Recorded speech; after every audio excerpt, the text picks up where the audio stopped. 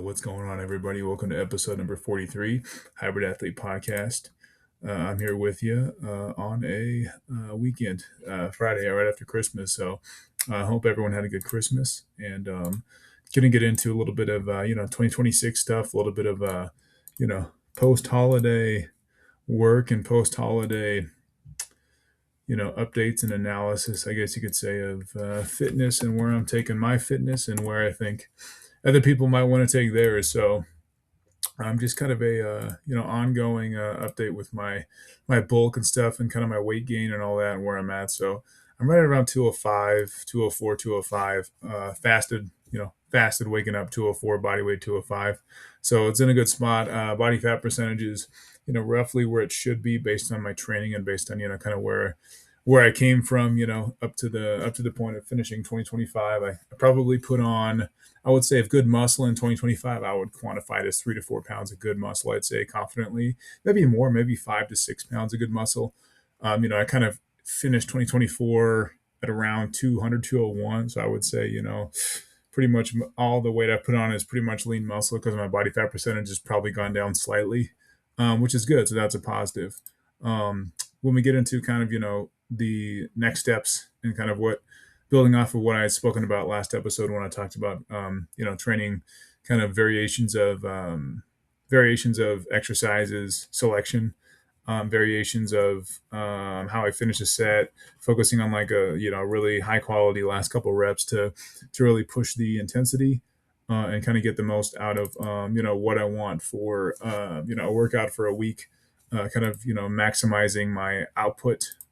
I think another thing that I would like to kind of emphasize too for everyone is that maximizing your efficiency, so to speak, and kind of the machine that is your fitness every week, maximizing, optimizing that amount of output is kind of a combination of both, high intensity sets as well as total volume, as well as weight, incremental weight increases in total weight lifted on each rep, each set, each exercise. So I would say that I've like leaned on more into optimize solve for like the best quality set that you can have at the same weight before moving on to more weight. So, an example of this is kind of like a build off of the last week when I spoke about like how you want to, maybe slightly change the type of rep. Like if you hit form failure, right? If you hit form failure on a heavy set, like emphasize like as many reps as possible in AMRAP, like really like focus on perfect form and focus on like getting incrementally more reps, making that last drop set a little bit better, selecting, those one or two exercises in a workout that will really like, kind of really like finish for the week, finish for your workout, like that muscle group that you're focusing on. So, stemming off of focusing on muscle groups that you want to lift up. So if it's back, if it's legs, if whatever muscle group you have, like using that technique of, okay, let me find an intensifier within each workout. Let me really hyper focus on what intensifiers I can work in to get to kind of, get that edge. So then like shifting gears a little bit on this episode, on this conversation, and going more into um, how you can develop a kind of a better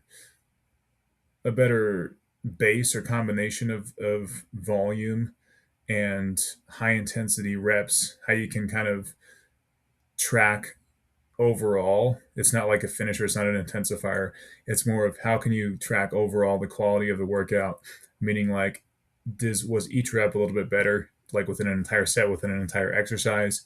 I think aiming for that before digging into adding 5, 10%, 5, 10, 15 pounds to a specific exercise, a specific muscle group. I think that's more important. I think arms come into play on this. I would say squeezing at the top of a bicep curl is really, really a lot different than just like swinging the weight and hammering away at dumbbells.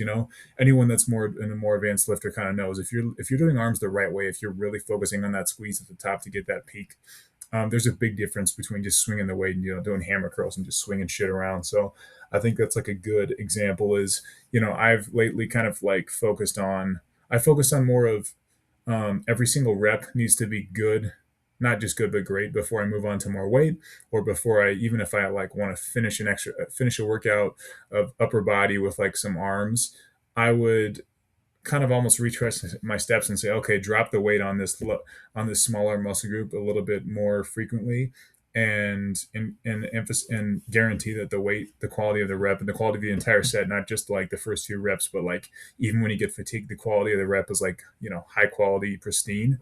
So I'm discovering that you get more of a muscle work, more of a muscle burn, and more of an overall tear down of the muscle belly if you do it that way. And again, everything's kind of a combination. Everything's a give and take. So I've kind of emphasized and stressed my mentality is more of like sacrifice a little bit of form if you're kind of doing one of those high intensity workouts. Like if you're doing barbell rows on back, just kind of crank. You don't really have to be perfect and like totally stiff and totally control the weight on every piece of the movement, every part of the movement, the concentric or the eccentric. I would say the other side of that is more of like on a finisher or like on some of these on ways to improve, and like I would still say increase the weight after you've kind of mastered the form at that weight. So if you're basically like the first 5 reps look good and then the last 5 or 6 reps you're literally just like just kind of jerking that thing around, I would say first focus on like getting 8 to 10 really good reps, and then the last couple are form failure, kind of dirty reps, so to speak. So I would say like focus on that, and that should be kind of a sequence, the order of operation, so to speak, of making physical like quantifiable improvements is improved at the same weight, maximize like form, maximize efficiency, maximize mind to muscle connection. So if you're maybe able to go up in weight, but you don't really feel the mind to muscle connection, I would say find a way to make that specific rep more difficult. Again, I'll go back to arms for me because arms is what I've done with that. I've kind of like used a more wider grip on like a seated preacher curl for biceps, even with a maybe with like a zigzag bar or with like a machine, a hammer strength machine. And I really like discovered that okay, at the peak when I squeeze the top, that's a more difficult rep.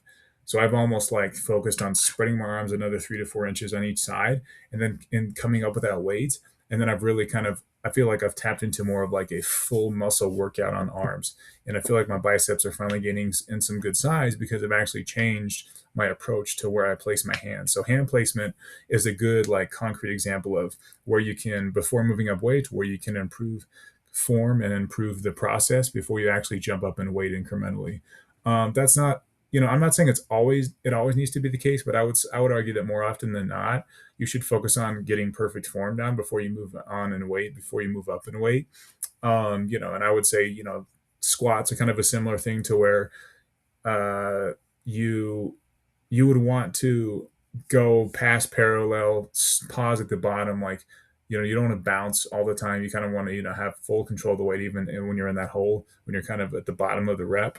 So I would say squats is the same approach. Like focus on your cadence of squats. Like don't go down with the weight, come up, and then stand there and just rest like 8 seconds before you go back down with the weight. If you're able to get almost like fully controlled, like up, down, with no pause, like full control, like you basically have a handle on the weight all the way up and down, full range of motion all the way down. I feel like that's a victory there, and like getting like working the muscle as best as you can, because at the end of the day, if you're like me, you're not going for like static, powerlifting strength. You don't really care about how much. You do care about how much in terms of like making actual improvements in strength and physique, but you're prioritizing like quality over quantity, obviously, which is a cliche, but hopefully that makes sense. That's kind of where I'm at with a lot of these with a lot of these things for 2026 is like, let me get into actually scientifically and mechanically like validating every one of my exercises. I feel like I don't have much joint pain, even though I am getting a little bit older, which is a good thing. Especially when I'm warmed up and I've stretched. Like I don't really have any limitations in terms of I can't do deadlift because my back's fucked up, or I can't bench because my shoulder won't let me or something. I can't flat bench.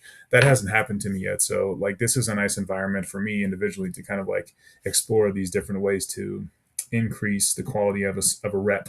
We'll go on a bench. So a bench is a good example. Instead of bouncing that barbell off your chest when you're doing a heavier bench, control all the way down, load that bar, barely touch, or like even pause with barely touching, so to speak, and then come back up with it.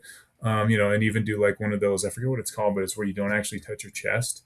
You can kind of do a couple of those sets just to, work on really controlling the weight. So, there's different ways to kind of, get better at, kind of how you work a specific muscle in a specific exercise, that you haven't done before. So, and it's just kind of, another way for me to encourage people to kind of, and this is kind of self reflection too on my part, just to break away from the status quo and break away from like maybe you've kind of increased, maybe you have experienced some weight increases this last year, but maybe the quality of your sets, the quality of your rep has actually declined a little bit that you don't really notice, but incrementally over time, it's just kind of like diminishing returns on the quality of that rep of that set, and you're really not getting the actual muscle growth that you think you should because your form is kind of breaking down. So there's different ways to look at it, different perspectives, but I think this was a good place to end it. But I'll stop there and let you guys ponder that for this week, for this month, and see what you think. But hopefully this kind of helps kind of set the standard for what I'm looking to do in 2026, because I'm looking to make some more significant progress. I have made good progress, but kind of get into like the actually legitimately be bigger now and kind of have the mentality of, okay, like let's throw some more weight around, let's really get into bodybuilding, kind of in its entirety, in terms of obviously my diet's going to be on point, but just kind of getting more into the mindset of how can I scientifically force myself to make some stronger and some quality gains and all that. So it's why we do it and why we love it. So hopefully that kind of gives you a perspective on where my mindset's at. Maybe helps someone else kind of set the standard for how precisely how their path to